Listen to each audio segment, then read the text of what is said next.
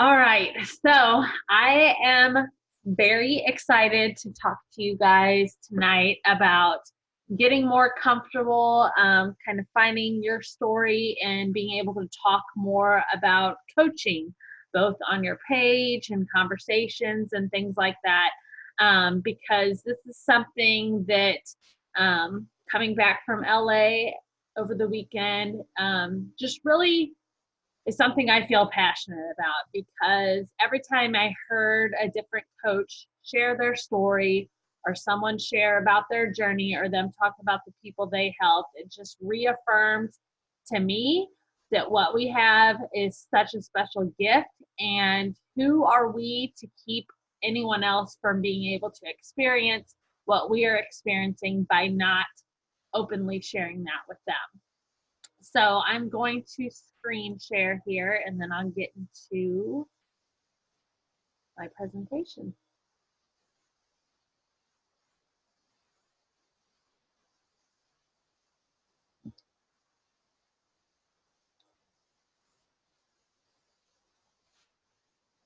So admittedly, coaching was something that took me a while to feel comfortable um, posting about on my page and things like that because there was a lot of things that held me back, both feeling like I was a new coach. I'm like, what do I have to share? I'm just a new coach, like nothing exciting has happened yet. But that's not always the case. Sometimes it's even just the little things in getting to connect with women, just that first person you get to help. And when they send you that message saying that maybe they lost 5 pounds or maybe they're gaining energy to play with their kids or whatever the case may be, like every little win along the way is big to someone that doesn't have that going on in their life. And that's something we always have to kind of keep in the back of our minds, to keep us from not talking about it more. So I want you guys to kind of think about this. And if you would like to have a conversation about this, we definitely can. You can go off mute and share anything that kind of just jumps out at you. So, the first question I have is what drew you into coaching in the first place? I'll be honest, for me, a big pull was income, mostly because so when I was pregnant with my first daughter, I we kept getting hit with like a foot of snow, like back to back, like every month. And because of that, I missed out on anywhere from 500 to like $1,500 that winter because my classes, my fitness classes I taught, kept getting canceled. I didn't have paid time off or anything like that because I just worked multiple part time jobs. So I just had to miss out on that income, and that was probably one of the first things that got me thinking, like, there's got to be some way that I can make an income from home doing what I love with fitness. But I just didn't know exactly then what that was. And it took every bit of a year or more after that before I kind of stumbled across coaching. So income was a huge pull for me just because I wanted something to be able to allow me to pursue what I loved with health and fitness and being able to do that from home. And I used to teach 22 fitness classes across 3 locations. And there were so many times when I would have to pull my daughter away from her toys because she had just started playing with toys because it was time to leave and go to work with mommy. And she would be crying and screaming the whole way. And then we'd get there. I'd wait 15 minutes and no one would show for my class. And I didn't get paid except for the time that I was there if no one showed. So it was just very frustrating for me to feel like I was taking on all that stress. My daughter was having to deal with all that turmoil and then have no one show up and not even get paid really enough for gas hardly. So that was a big pull for me into coaching. And then obviously things like the community, increased accountability. I didn't know how much I needed that until I had it. I love now the ability to share my story and then just helping others. So be thinking about kind of what drew you into coaching in the first place, and always have that in your mind whenever it comes to sharing about coaching.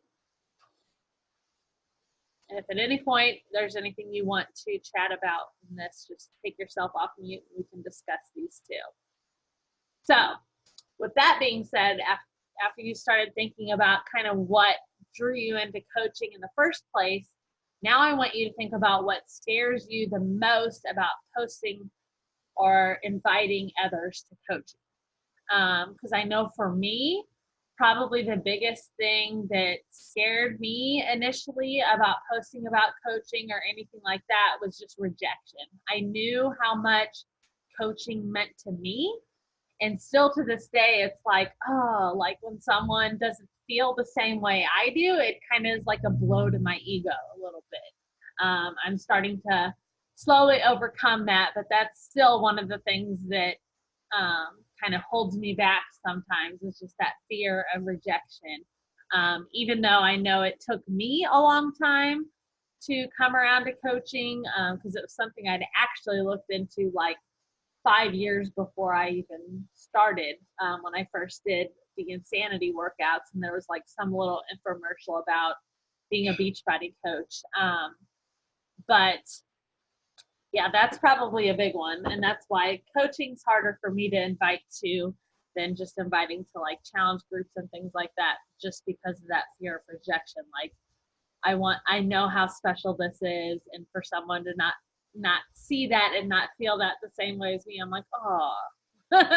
So especially if I like see their potential. But another thing that has bothered me in the past, not so much anymore, but feeling like I'm not a leader. So how could I talk about coaching if I don't feel like I'm ready to lead others in this journey? What if I fail them? My story isn't successful enough. Like I was saying a little bit ago, sometimes people feel like they have to have these huge wins as a coach to really talk about what they do as a coach. But sometimes it's just those little wins that carry just as much weight to someone that's in a very dark place or doesn't have a lot of positivity in their life and things like that. So even just talking about having someone or getting your first paycheck, or just little things like that are really important, I think. And then not having enough time. So feeling like you don't have enough time to contribute to coaching in the way that you want, or don't have enough time to lead others, and different things like that. So now that we've talked about what drew you into coaching, and now that you've thought about what things scare you the most about coaching, this is one way that'll help you to overcome that, is to think about how your life has changed thanks to coaching so far. So what things, people, or events would not have happened had you not said yes to coaching. So be thinking about that. Does anyone have anything they want to share so far about what I've kind of been talking about? Feel free to take yourself off mute. Because I feel like the more you talk through these things, the more it kind of generates that kind of confidence to start sharing about it more on a public forum, or even just talking in conversations with people and things like that.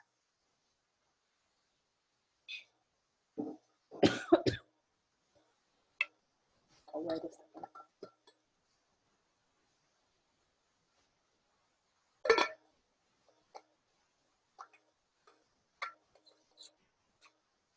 Anybody?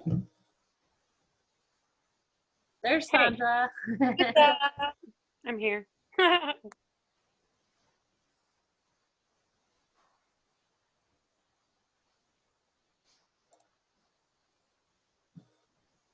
On, Elena. Huh? I said I don't know how to turn it on. Okay, now I don't know what's going on. Yeah, I was just gonna chime in and say about coaching. What was I going to say? Now that I figured out how to make it work, I can't remember what I was going to say. Oh, that like I've been reflecting a lot lately about what it means to be a coach beyond inviting people to do this with me. So like for the last, gosh, it's going on a year now. Like I've been sharing and inviting and trying to like get people fired up about doing this for themselves, and had a lot of people respond to that. And a lot of times people people keep coming back to me and being like, oh yeah, you were a huge reason why I started doing this. But then they weren't doing it with me. They were just doing it because they were inspired by me, because I never reached out and invited them to do it with me. So that really changed my attitude towards like inviting people and being like, man, I mean, if I'm going to be doing all this work and inspiring people, like, be nice if they even knew that I coached as well so they could join me. So that got me fired up more to invite people as I saw them. Like I had like my best friend from high school joined Beachbody as a discount coach with somebody else, and I had never invited her to do it. And she was like, yeah, I kept seeing everything you were doing. And I was like, oh yeah, maybe I should do this too. But somebody else invited her, you know? So just stepping out of my comfort zone there, because I realized that like what I was doing was working for people, but I wasn't giving myself the credit that I think I deserve for what I was doing. So I wasn't inviting people because I didn't feel worthy of it or whatever. But that's not what I was gonna say. But that's on the same line as one step for me this year, and the other one has been just trying to. Right now, I'm really focused on trying to offer more value as a coach. So rather than just setting people up with, here's all your resources, let me show you how to use them, let me check in every day, like really getting more one-on-one time with them, like my sister and my mom and John, my husband, everybody who's really close to me that I talk to all the time has had better results, because we all, like my sister and my mom and I all call each other in the morning because we all commute at the same time. So we're all talking about it every day together, you know, or regularly throughout the week. And I think that one-on-one attention really helps people. So I'm just trying to reach out more to the people I am coaching, and actually be more than just a role model, but to actually like engage in those relationships, not just with my family and closest friends, but with anybody who signs up with me. So that being a coach is more than just inviting and putting it out there all the time, but actually like really deepening those relationships. I think you're a good model for that, because you're always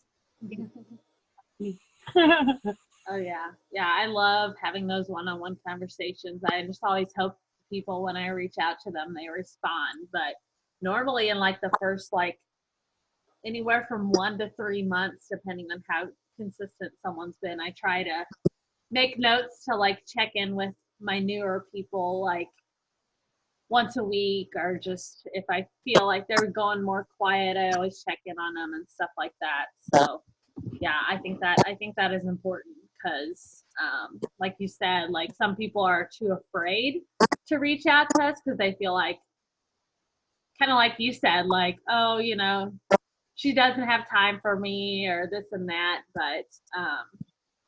But when we make that move for them, then it's I think it's really important for them too. I think it feels like, oh, they really do care about me. So yeah, I think that's extremely important. So love it. Um, okay, so we went through the last few questions, and now this is the one that I feel like helps the most when it comes to knowing how to go about posting about coaching, is these 5 questions. So if you, I think I posted this in our Team Cut message thread, so you can always save this picture and save it in your phone, so you can reference it anytime you feel the need. But these 5 questions can go a long way, because they can really drum up a lot of content for posting about coaching. And for me, a lot of where I get my content too is the more I openly talk about it, either in my Facebook and Instagram stories, with you guys on team calls like this, in other coach groups that I'm a part of, in our like monthly behind the scenes of coaching, sneak peeks, and different things like that. It really helps you to kind of hone in on your story, and your story is always going to be evolving and always changing as you progress in this business. But some things about it will always remain the same, like why did you decide to become a coach? What has coaching done for you? What do you see coaching doing for your future? Your favorite parts of coaching, and what made you nervous about coaching before you started.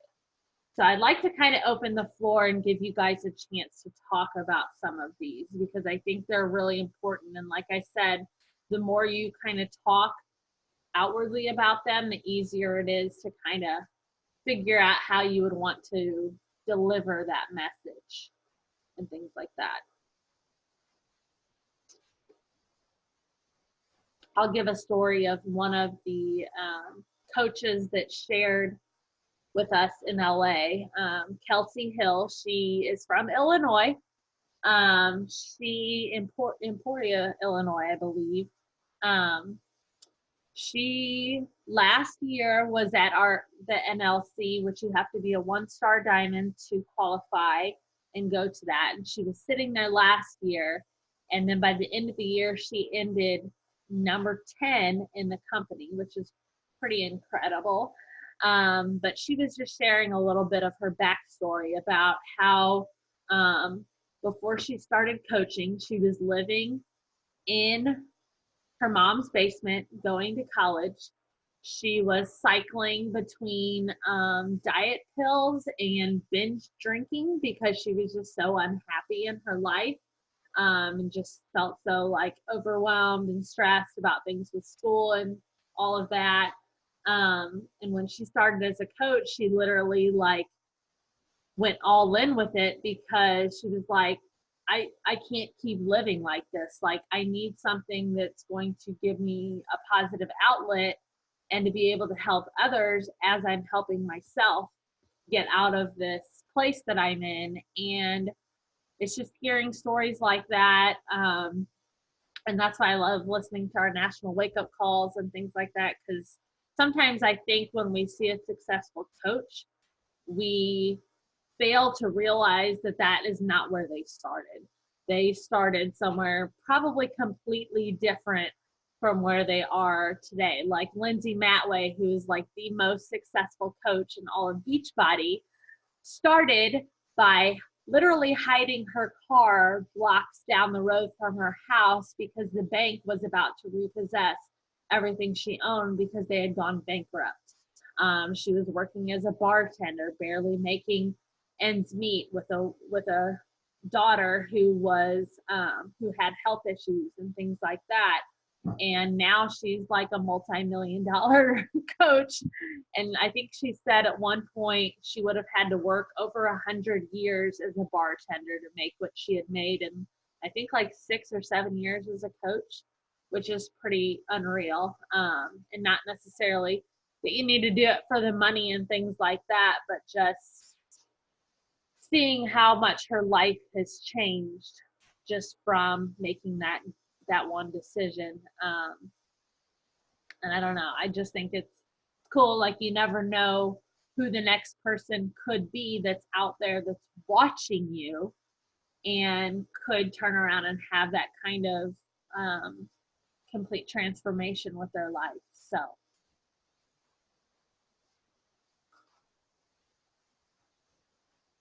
what are some things that you guys think about whenever you look at these questions?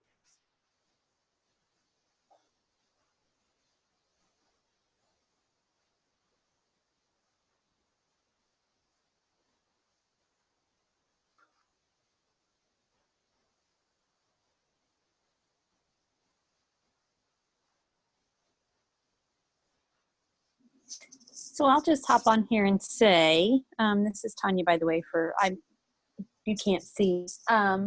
Anyway, I didn't really start Beachbody to become a coach.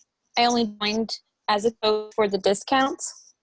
And then I just figured out that it's, how much it changed my life, and I wanted to share that with everybody. And as far as like what coaching has done for me, it's helped me to build relationships, because before I was just, and still I am very introverted. I would rather like text people or message them, or as like having face-to-face conversations. I'm still working on that. So, but it's helping me to step outside my comfort zone and build relationships with people that I didn't have a relationship with before, and finding ways to connect with them. So I love that. Like me, we probably wouldn't be friends if it weren't for all of this. So no, you're none right. of you guys probably would be. So almost everyone on my team, like, I didn't know prior to this journey. So it's really cool to think about that, and to think about all the other people that will come into our lives because of it too. Tanya, that's exactly how I got started too, which I'm sure you probably know because we've been around forever. But like, I just wanted the discount, and then once I actually I just got a memory on Facebook from 3 days into when I started 80 Day Obsession, which was like the beginning of my consistent year that I have going here. And I posted something online like, oh my God, I feel amazing. Like, what have I been doing, not doing this for the last 10 years of my life? Just 3 days in. And then 1 month in, I'm sure Elena remembers this, I texted her and I was like, holy shit, I lost 15 pounds and 16 inches in 1 month. And I was like, okay, so I got to share that with people. Like, instantly, I was like, I have to start telling people. And it wasn't about the pounds or the inches, although that felt great. It was just about like, wow, like I just feel like a completely different person, and it just didn't feel right to not share it with people. Yeah. And that's the beauty of what coaching is. And I think, like, to me, the way I've always looked at it too is, I feel like I don't think I would be as consistent in my own journey, or I don't think I would be working through like my emotional eating issues and different things like that if I wasn't a coach. Like, I think even just being a challenger, I don't know if I would be as committed to that aspect of my journey as I am as a coach. Like, because that's a big part of coaching, is all the personal development and stuff that comes with it.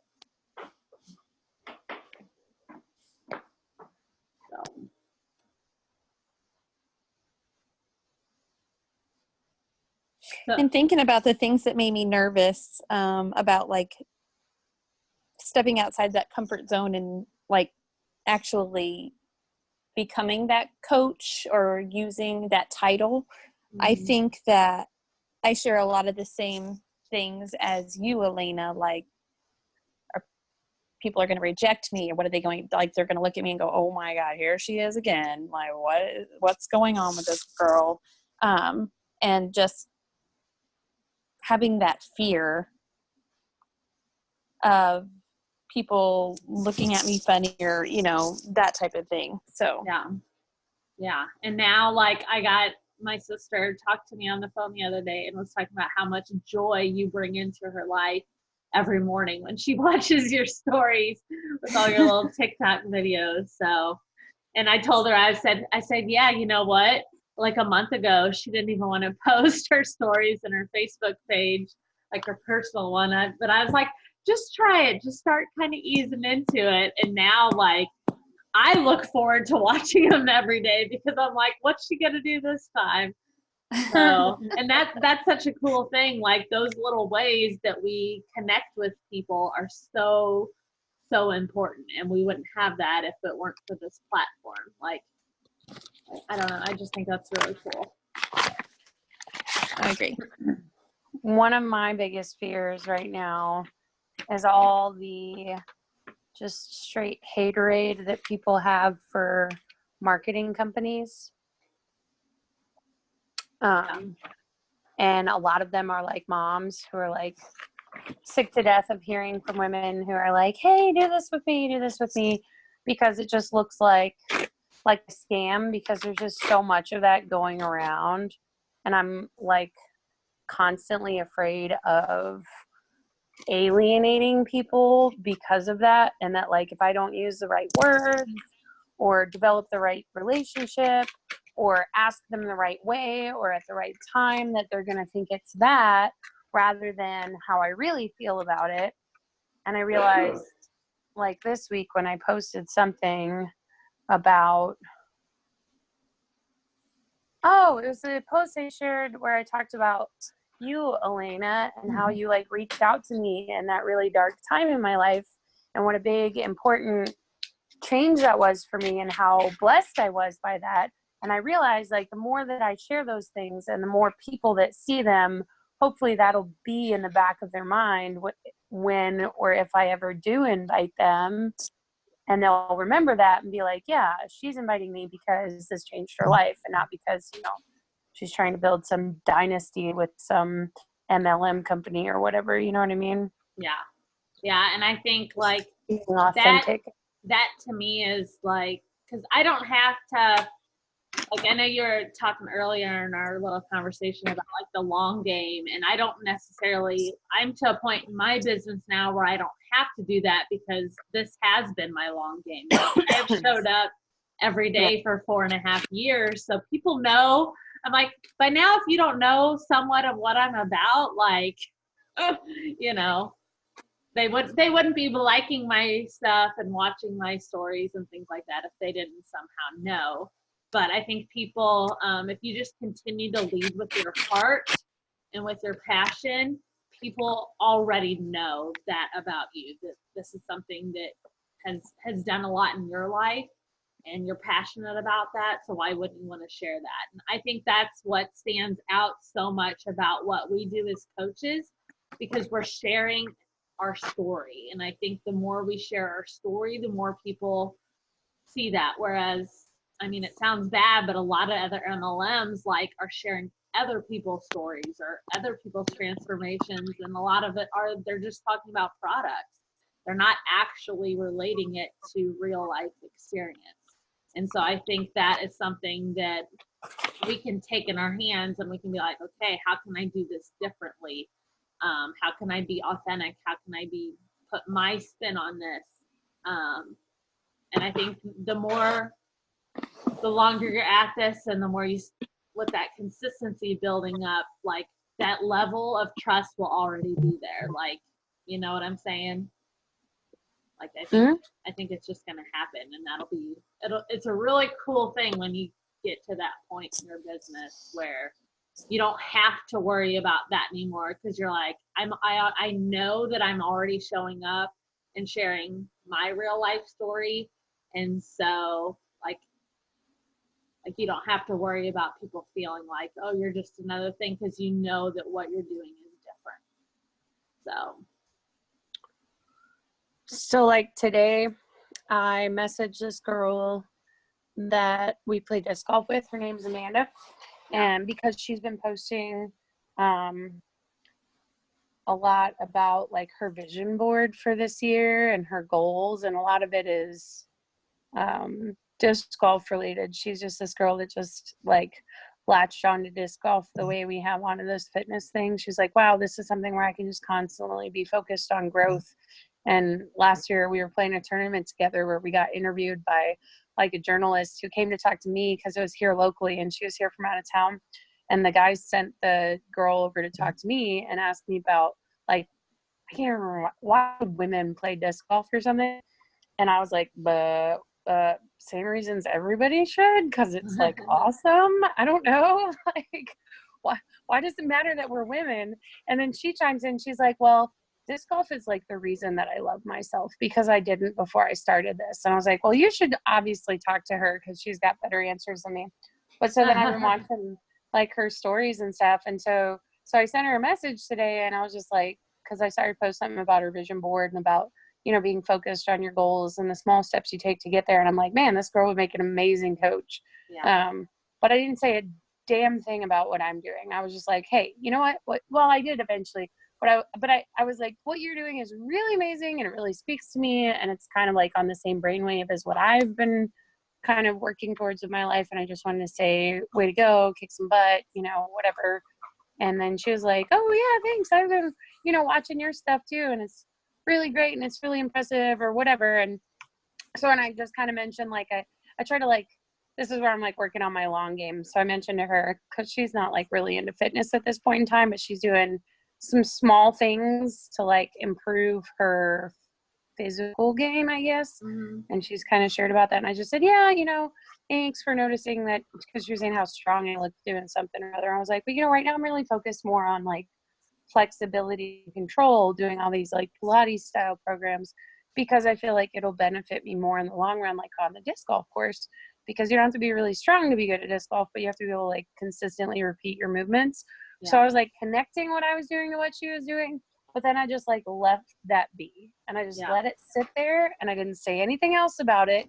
And I just was like, this is the kind of person that like, I feel like I could really turn her off if I was just like, hey, you should come do this with me.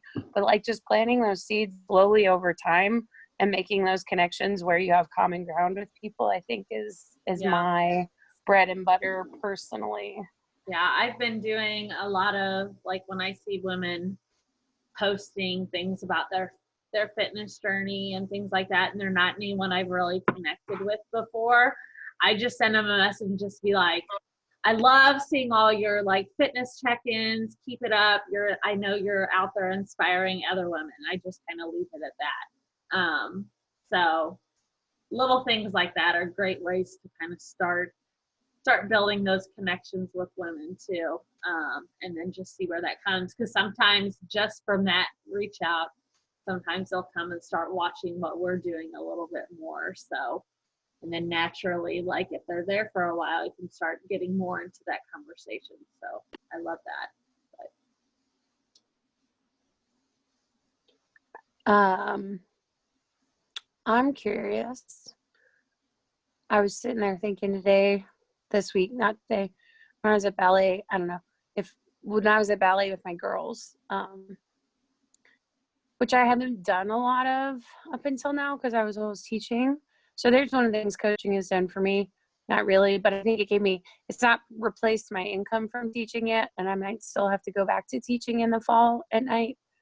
But it definitely made me brave enough, I think, to just say this is not a healthy thing for me and my family. And to just step away from it and say, if it means that we're going to have to figure out a way to spend $10,000 less per year, then that's just what we're going to do, because I'd rather, live a happier life with my family. But so now I'm getting to do that. And that has been a really neat way to like connect with new women that I didn't know otherwise.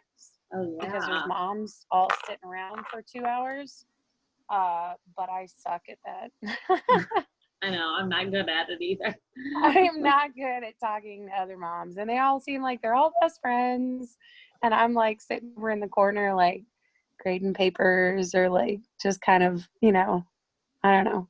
But I wish I was, so I'll usually, like, I usually get in like a quick little conversation with like 1 or 2 moms, but I wish that I was better at building relationships that way, face to face with people I don't know.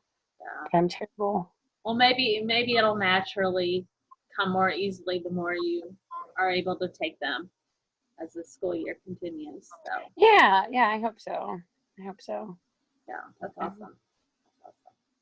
I'm not saying I can't be good at it. It's just like anything, right? You just have to practice. Yep, exactly.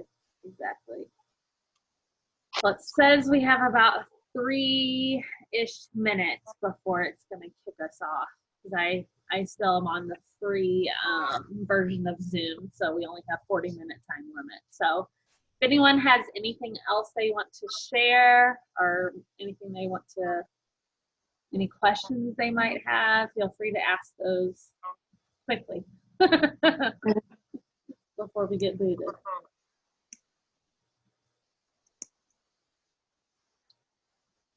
Stop sharing my screen.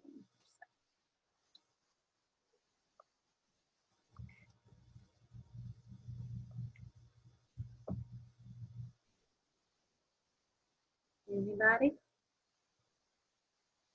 I'm just glad you hyped on us to log in tonight and stop being so lazy about it, because it's nice to talk to you guys. Yes. Amen.